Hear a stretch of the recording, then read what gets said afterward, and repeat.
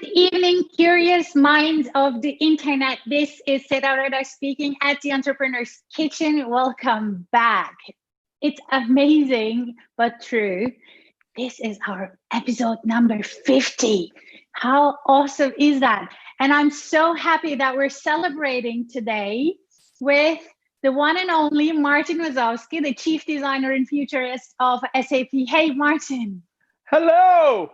50. 50. Yeah. Actually, I didn't know it was an anniversary until I actually saw the announcement. Yes, 50. look at this. I know. And by the way, that would be my birthday. Well, in December this year. Okay. I'm also 50 this year. Oh, you're turning 50? Yeah. Wow. That's amazing. Well, then we have to throw a huge party for you too. And let's hope that it's going to be with lots and lots of German software engineers. Martin, tell me, you are from a musical background. You were literally a rock star. You played in a punk band, and then now you're in the business punk. How did that change even happen? Yeah, that's a little bit of a strange coincidence, but things synchronize as you know. So I moved, or my parents managed to escape the fascism and the dictatorships of Poland back then, when it was under Soviet oppression, to Sweden.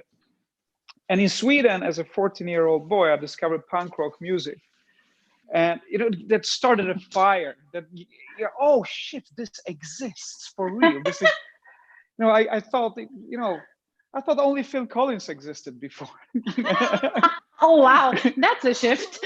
No, we had a little bit more. I think we actually had Michael Jackson, Aretha Franklin, and Johnny Cash. But anyways, oh my God, so all of a sudden, so the Sex Pistols, the Dead Kennedys, and all these bands exploited the Clash. And that became a thing. So I started to play in a punk rock band. Eventually, that was another story.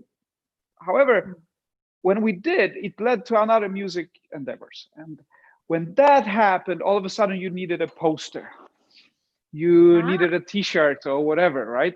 And I was pretty curious kind of guy after that. But once you open the floodgates, if you wish, once you open the curiosity coming out of oppressed Poland to free Sweden back then, it starts to, can you do this?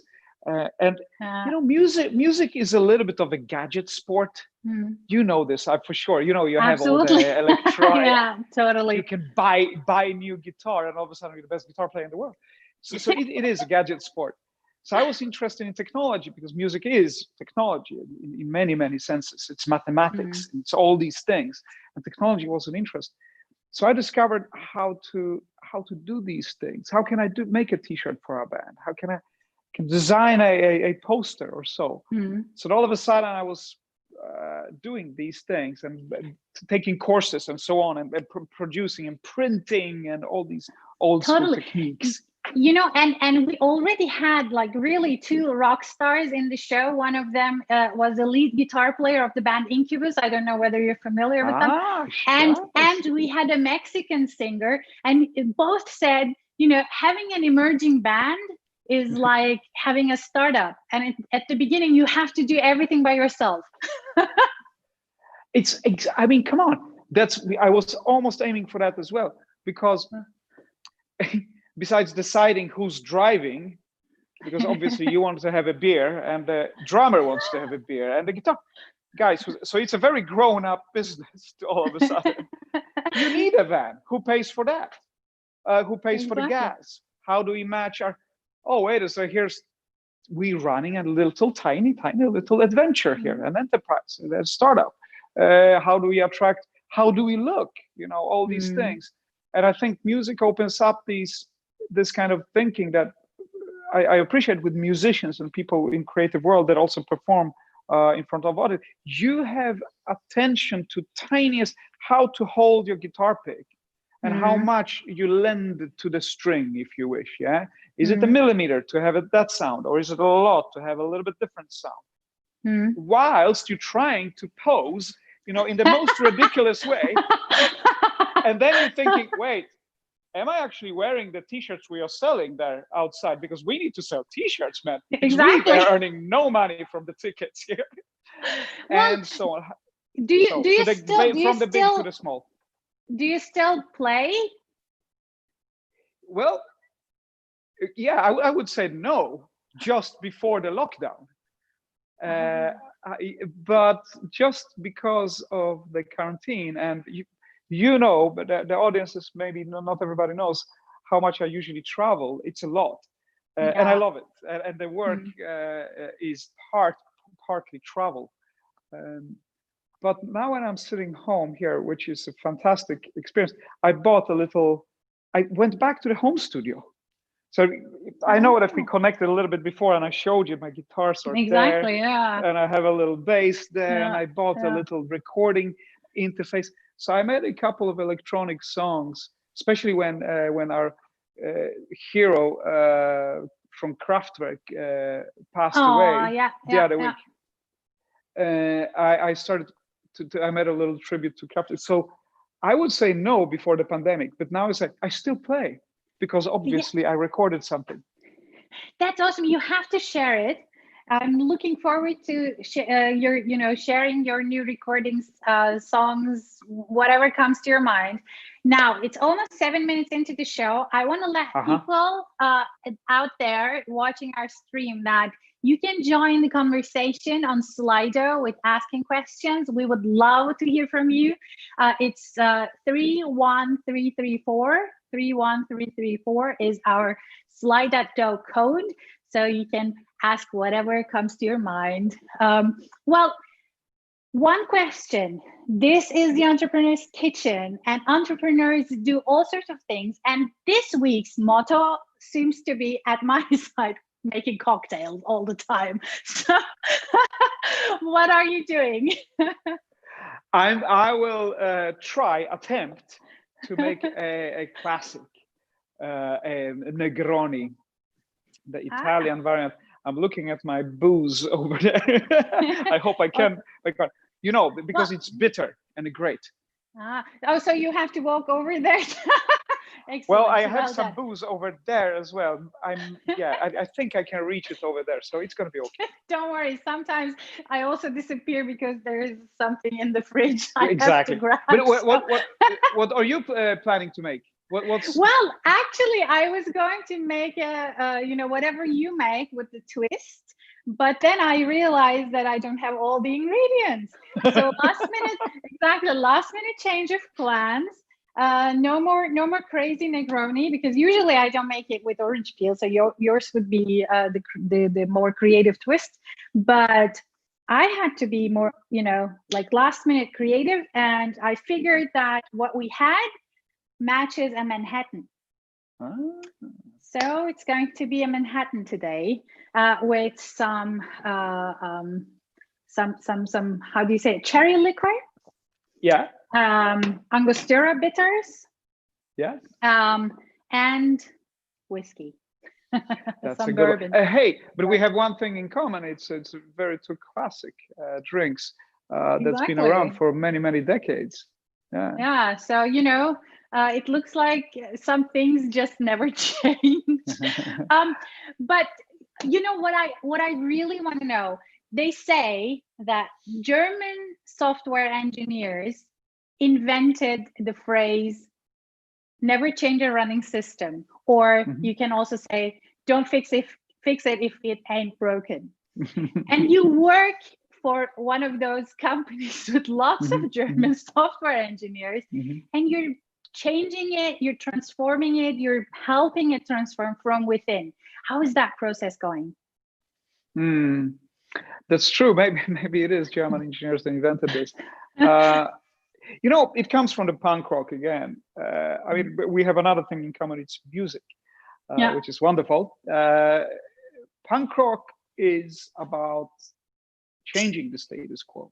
It is really about questioning everything, even the good stuff, which, for example, could be, hey, it's working, so why break it?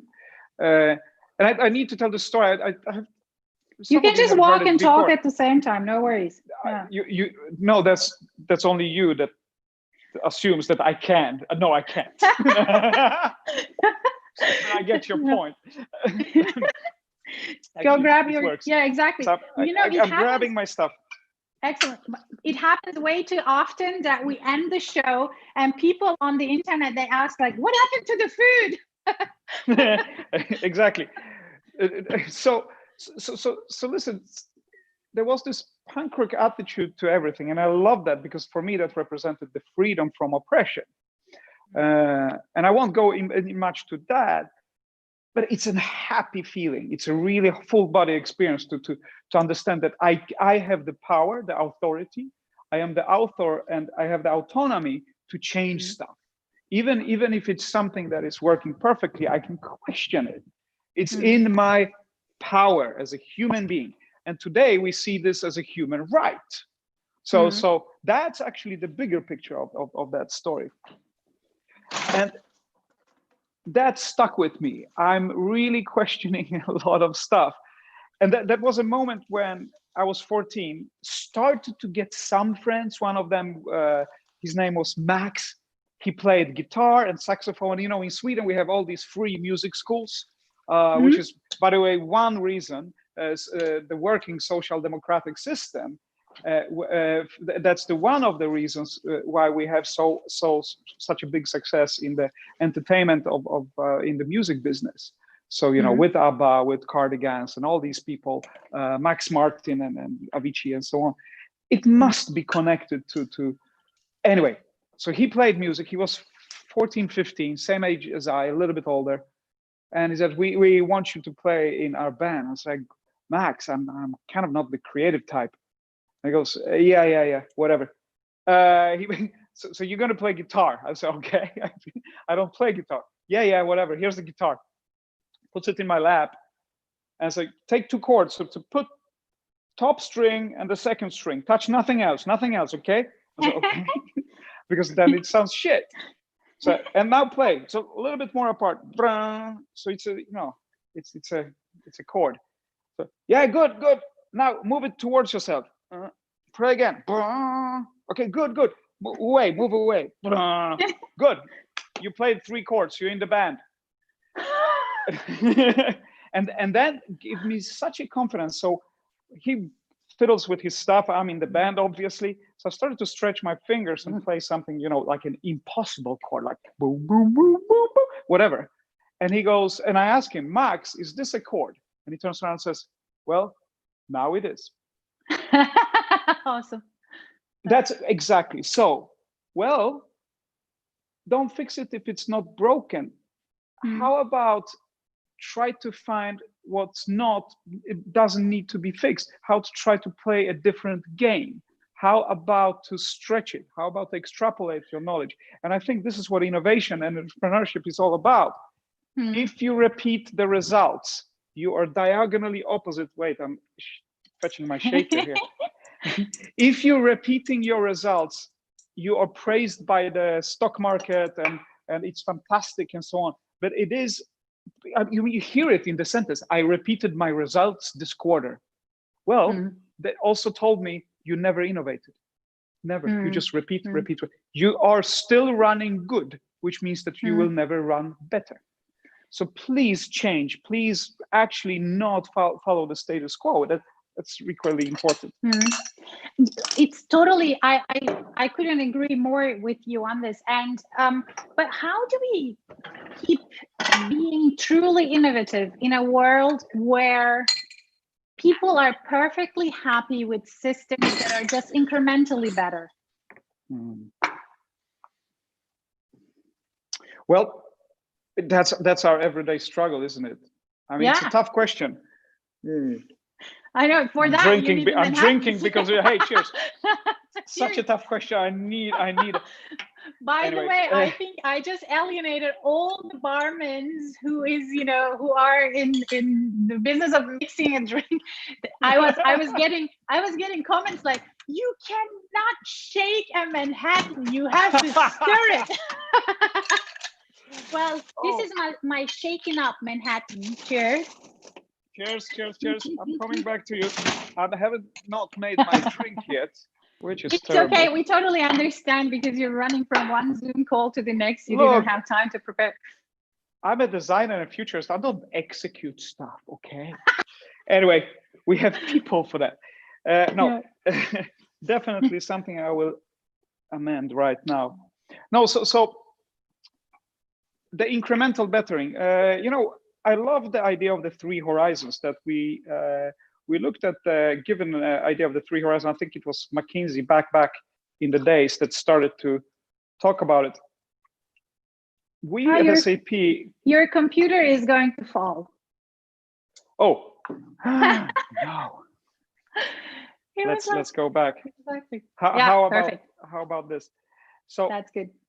There was an idea of the three horizons of innovation. First horizon, incremental change. They're always better. How can we invent something that makes it faster, stronger, cheaper, and so on? That's great. And this is the innovation that led the capitalist societies to thrive and give us whatever our Negronis and so on. Now, vermouth la copa rojo. Let's try that. Don't kill me, community of drinkers out there. I have a vague idea about what I'm doing, but I love this stuff. Second horizon of innovation would be something you forecast. So we know how to do this. We connect to each other like you and I do here. We have an exchange. Hey, how could we do this together but better? Not with the resources we absolutely have at hand, but a little bit of a forecasting from where we stand. And there is a third horizon of innovation that we called the new. And many people would say, oh, Martin, I work for a bank. I'm a CFO. I can forecast so far ahead. And I said, if you still can forecast, then you're still in the second horizon. If you can forecast to it, it's not the third horizon by definition, because the third horizon builds on things you do not know, on the unknown, on the imaginative. And this is where music comes in, by the way, as well. I heard this in my head. Guys, I just had an idea, I don't know from where. Intuition and all these good things about psychology and neuroscience that we're discovering today. Networking, exchange, and inspiration. You start to say stuff that maybe didn't make sense just 5 years ago. Now, that's the third horizon innovation. Now, the trick is, many people say, Martin, we will go to the second horizon as soon as we are done with the first. When will you ever be done with making things a little bit better? Never. They are included in each other. They're like a bubble in a bubble in a bubble. What you do today is actually contributing to the history of the future you will live in. It is actually what will create the future. So please have a longer outlook where you want to be 10 years from now, why you would be relevant to anybody, to your ecosystem, and so on. And why would they be relevant to you? Imagine that, say that, put it somewhere there on the table so you can look at it. So you know whatever you do today, somehow in a windy little road points toward that direction. If that answers your question in any way. What would be, in your opinion, an unimaginable future, for a company like SAP, in terms of a positive, purposeful outcome? The unimaginable future for SAP. Yeah, but in terms of a good, a superb point of arrival. So it could be unimaginable, but good, you mean? Yes. Okay. Oh, yes. I mean, it's hard. It's a tricky question philosophically, because I cannot answer it unless I imagined it.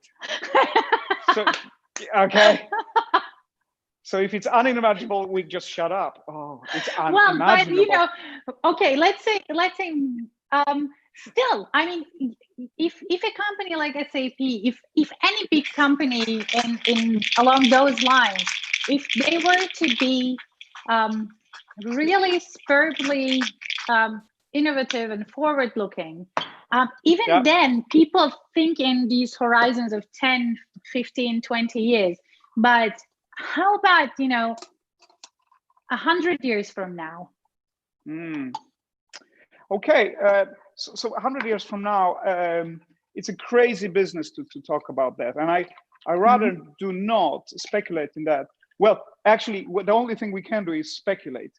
However, we can talk about the unimaginable, but imaginable in this sense. For example, we have software that understands that work is quality time, something we appreciate to do. Here's a challenge. You know how many words in our vocabulary disappear because they are tools we don't ever use anymore? You know how you make butter before with this, I don't know what the tool is called anymore. It's like a big bucket. Yeah. What was that called? I have no idea. There you go. So see, I just know it in Swedish. Anyway, how about this word disappearing from our vocabulary? Work. In all languages. Because it must have appeared for this little Homo sapiens, or how many we were back then, probably during the agricultural era. Wait a second. So I slept there, then I had corn or wheat probably, and then I did that felt different. Let's call it work. And someone came up with this idea that we work. Now, I think this idea should, and we are in the software business. So we make software or technology for work. How about this? The word work disappears. We just call it life. Because whatever you do is so uniquely you and so passionately contributing to the better of whatever ecosystem you're working for, your relevance to that ecosystem. So we don't see this as something different than life, just being a good person. We don't call it work. How about a software for that? Maybe that's the SAP's magical, inimaginable. And this is where I usually say that, oh, Martin, you're working for SAP. Is that kind of, it's not the sexiest brand in the world. I say, wait. I always wanted to go out to space, being an astronaut. However, I ended up in SAP, and it's wonderful because SAP for me, it's the final frontier. This is the NASA of work. We're thinking about stuff that nobody sees because everybody says this is the status quo. This is how we do it. We go to work 9 to 5, business software, controlling, management, boom, boom. No, we are in the business of changing that and turning it to quality time at work until the word work disappears, and we only call it quality time. Maybe that's a perspective I could share. I really love it. I love it. And by the way, someone on the internet says it's called a churner, the butter making machine. It is. I love you people. You're so good. Yes, thank you. you. Butter making machine, yeah. Yeah, whatever. The old machine that makes butter, whatever. Probably it's a wooden. Well, but sometimes people come to you, we've had a couple of futurists, we had a couple of evangelists in the show, and they look at you to make predictions. How do you deal with that?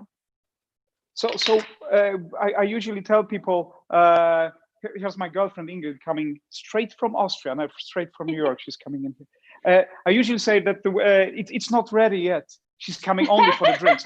There's the camera. Hey, Ingrid. Lovely to see you. Nice dress. So the answer to the question is you cannot make predictions about the future. If someone tells you I can predict the future, they are either deeply insane and need medication and help, or actually they are just wanting your money. They are actually bullshitting you. And so what I say is people have mistaken this idea that, hey, let's look into the future, like if it was a one thing only. Wait. One thing only. She's keen on having that drink, man. It's a good drink, I think. Give her the drink. And so hey. Cheers, guys. Cheers, everyone. Cheers. Cheers, Sierra. See you in the future, yeah? Mm-hmm. Yeah. How was it? Good? You have to join us next time here in Berlin. We can't hear you so well. You can hear you. So, but let me finish the answer to the question. I'll leave you guys. Bye. See you later. Bye. Thank you. The futures are plural. and you are the maker of them. You are you choosing which kind of future you want to design. And I usually say, we are here to design the futures we all want to live in. You are the protagonist. You're the hero of your innovation story. You are the Marie Curie of the future of chemistry, radiology, or whatever. So please choose one. Otherwise, when you say predict the future for me, basically you're asking me to hand over a future to you, or actually hand you a future, and you might not like it. So basically, I'm making your future. How? That's evil. People shouldn't do that to each other. No, totally not. But also, being able to make choices for yourself, or being able to choose, means actually, seeing the alternatives. But that has a precondition that is required of the people, that they actually actively contribute and think and shape. Are we there yet? No. I think this is something, and it is great that you take it up or bring it up into the discussion here. And I hope that a slap in our faces or in our stomachs, like this pandemic is, for example, one of them, wakes us up to the idea of long-term thinking, long-termism, because short-termism is the real pandemic here. This is what's spreading like fire, because it's comfortable, it's action biased, it's execution biased. It's not putting you as an author, it's putting you as a consumer of the future, like if it was, bottled water, rather than the maker, the doer, the designer of it. And we are all designers. We can all daydream. We know how that feels. So how about just lean back, take some notes, be a little bit active about it. And I think that's the biggest change that this pandemic would bring, that we become a little bit more active, activists for the future, the designers of it, and the heroes of it as well. And we feel a little bit of authorship, authority, and that we own these possible futures, the many of them, however many we can imagine. It's not like one future and whoever is in power will hand it to me in my face. That's not going to be okay anymore, I hope. Yeah, I totally agree. There is one question on Slido, and then we're almost at the end of the show. 30 minutes are very quick. They just, fly. If there is no work anymore, would SAP become public good, or will we see inequalities that are fixed, defined from the moment someone is born? Very good. Now this is nice speculative design here. Hey, what if? How about? And so on. Great. If we go far out, we can imagine this. I think Yuval Harari described it best in his books when he said, the first market brand was God. It was great. Or the different religions. We have this God. She looks like this, many arms. We have this God, beard and shit. Good. These gods became also economical centers and idea centers and public social centers of attention. From these came the second sort of a level. Hi, I'm the new king. I'm from God. You should worship me. By the way, I also take your money and I also take your attention. And I'm basically like God, but I'm here. And then then it becomes countries, flags and stuff. And we still wave flags sometimes because that's patriarchal and great.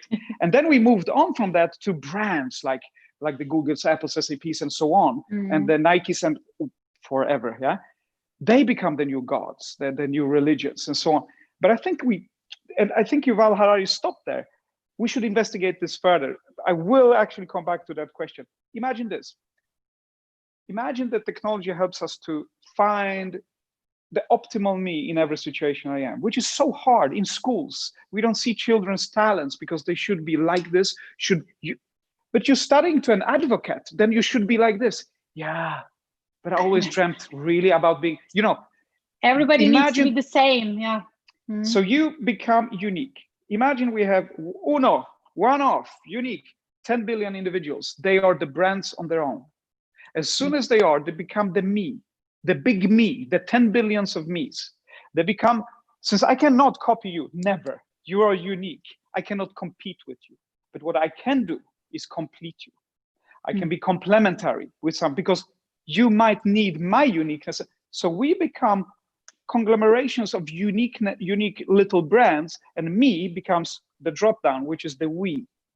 And all of a sudden, we are the new companies, new brands, new SAPs, and so on. And we come together and disappear, like a wave of problem solvers when the problems appears.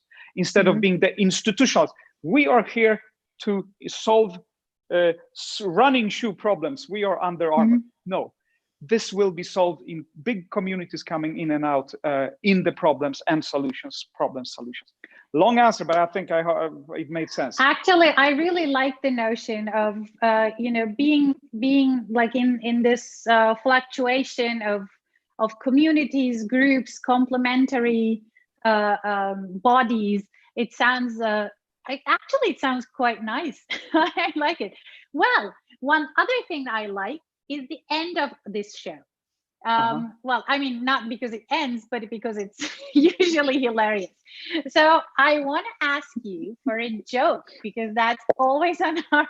So what kind of what is the joke a futurist tells? A stupid one, as always. I love jokes that are easily in my brain. There's one. I think it goes like this: the now, the present, and the past walks into You a can't bar. tell that joke. You can't tell that joke. We had a futurist. Yes. Why not? Okay, tell it. Okay, tell it. It's hilarious. So the past, the present, and the now walk into a bar. It was tense. It's good. It's really, really good. I'm funny. I know, it's really good. funny. The second time in a row. Awesome joke. Really good. And I know now all futurists tell the same joke. Tell the same joke. This is why we are not stand-up freaking comedians. I'm unique. Help me. I have one. Okay, I have one. What do you have? And it's going to be even worse than yours. Okay, give me 1 second. I have to recollect. Oh, no, I haven't forgotten my joke. My husband is crying like, no, you can't forget. Okay, now I know. I was working on a crossword puzzle. On the what? On the crossword puzzle. And the clue was overworked postman. Postman. How many letters?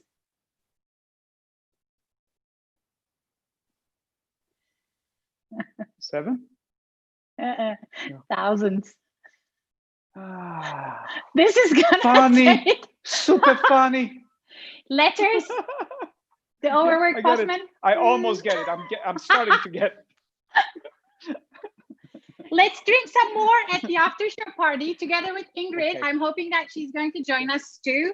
Martin, this was a delight. Thank you so much for celebrating our 50th anniversary, 50th show. And Happy I'm planning for going on the next 10 years. So there will be a lot of shows. Thank you so much again for joining me tonight. You're in Berlin, right? Yeah. So good night, Berlin. Guys, looking forward to seeing you tomorrow night at the Entrepreneur's Kitchen with a female entrepreneur, with an intrapreneur from the company Evonik. She has developed something that is mind-blowing, and I'm hoping that you're going to tune in to figure out how she's fixing the world. Thank you so much for joining me tonight, and looking forward to seeing you tomorrow night. Bye-bye.